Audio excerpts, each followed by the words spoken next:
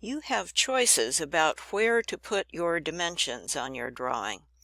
The one on the left is called baseline dimensioning, and it's called that because all the dimensions come off of one baseline. And the baseline could be anywhere. For example, the height dimensions are also baseline dimensions. The example on the right is chain dimensioning, where each dimension, they're like links in a chain, and each dimension comes off of the dimension next to it. Those are examples using inch dimensions. Here are examples using metric dimensions. So baseline coming off of one baseline, or chain, the dimensions strung together like links. And here is ASME talking about these choices. At the top, here is ASME showing us chain dimensioning. And what they are telling us is that with chain dimensioning, where one feature is located depends on what happened with the feature next to it. So if the first feature is out of position by a certain amount, the next one is going to be out of position by that amount too. And then if its tolerance is big, the third one will be out of position even more, and so on and so forth. Whereas, ASME says, with baseline dimensioning, we reduce the accumulation of tolerances. We reduce tolerance stack up when all the dimensions come off one baseline. And that's why baseline dimensioning is better. So let's look at this ASME example, and first let's look at the chain dimensioning example at the top. This happens to be metric, but never mind that. So if all of these features happen to be made at their largest allowable length, what would the total overall length be? What is the longest that step shaft could be? If each of those has a plus or minus 0.05, then you could have an overall length that was 36.20. What if you did baseline instead?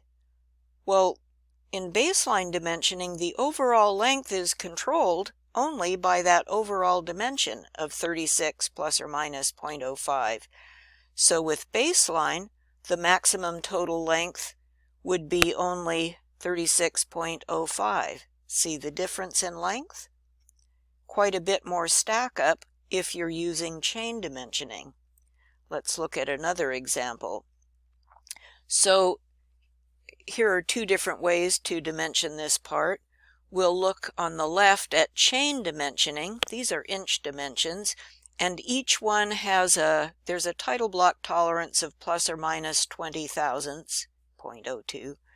So if each of these features were made to its very biggest length, we'd be adding 20 thousandths to each one of those lengths, and what would the total maximum length be? It would add up to 5.83.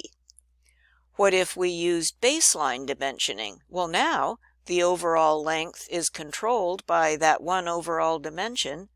What is 5.75 plus 20 thousandths? It would be 5.77, so a bit shorter, a 1/16 of an inch shorter. So our take-home lesson is chain dimensions create large tolerance stack-ups, and that's why we try to avoid them. Baseline dimensions reduce the tolerance stack-up. So here are three methods that ASME tells us about. Chain, we try to avoid that because of tolerance stack-up. Baseline dimensioning, that's what we usually do because we have less tolerance stack-up. And this is the most common method of dimensioning something. Direct dimensioning, that's what ASME calls it, you sometimes use, especially if you have a hole pattern, where you specifically want to go from one point to the other point. We'll look at that here. What we do not, This example on the right is direct dimensioning. It's also chain dimensioning. What we do not want to do is locate our holes in from each edge. That is really not good, and we'll have a look at why in just a minute. So if you are you work for a company that makes bench vices and you're dimensioning several different parts that show the spacing of these rods that go through the vise, if you dimension each part with its hole in from the edge, you're going to have crazy tolerances and wildly different spacings in between those. So we don't do that. Now, when you're thinking about your baseline dimensioning, you're still thinking about, okay, what side should I come off of? And what you need to do is think about, how does your part fit with another part? What does your assembly look like in your whatever your machine is?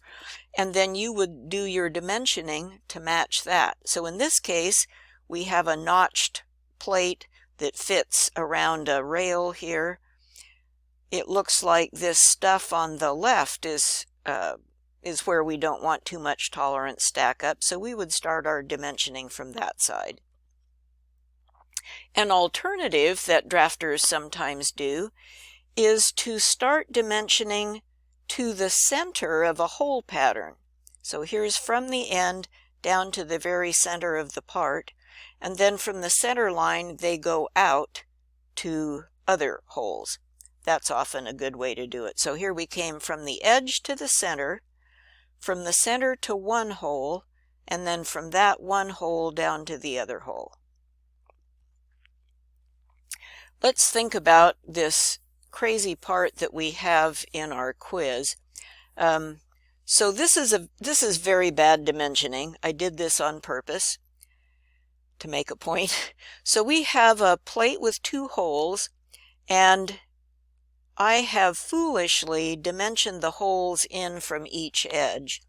And just to make an extreme point, I put a real big tolerance on each dimension. So these dimensions are plus or minus 100 thousandths. And let's figure out what is the smallest distance between those two holes. I labeled them A. And down here at the bottom, I made a picture for myself, thinking about, okay, what would make those closest together? Well, it would happen if we had the very smallest overall. So the overall of 8 inches minus 100 thousandths would give us an overall of 7.9. And then the biggest edge distance, so the 2-inch plus 100 thousandths, giving us 2.10. And if this bugs you, if you feel like I'm going too fast, it's okay. You're probably going to get tired of hearing me regale you with stories about how I have slow processing speed and I have trouble in classes that do stuff like this. Sorry about the repetitiveness. My point is, it's okay if you process this slowly. Just come back and go through the slides one at a time and think about them until it starts to click in what the heck I'm talking about. So what I did here was the very smallest overall length and the very biggest edge distance. So the smallest overall minus the biggest edge distances, I got a spacing between the holes of 3.7 if I'm doing this stupid edge distance dimensioning.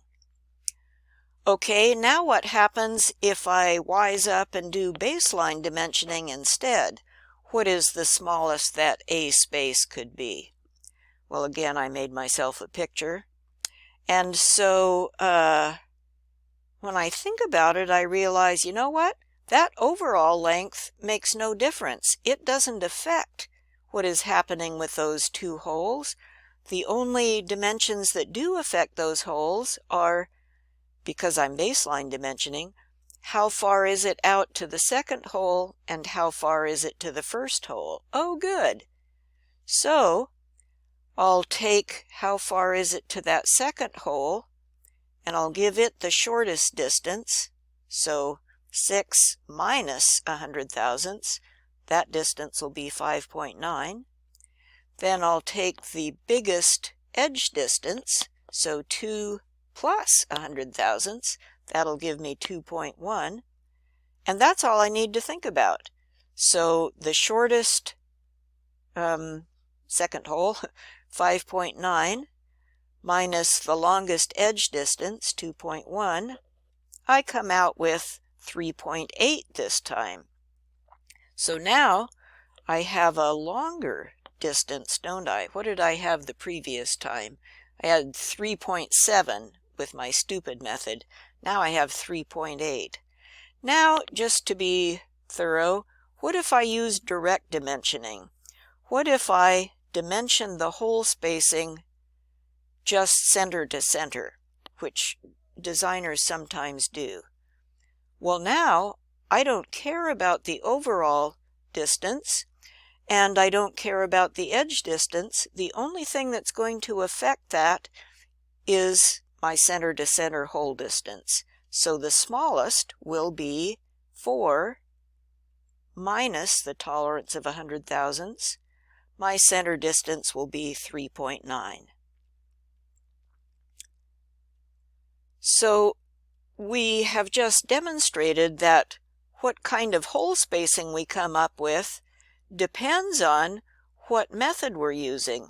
With my stupid method, we got quite a swing.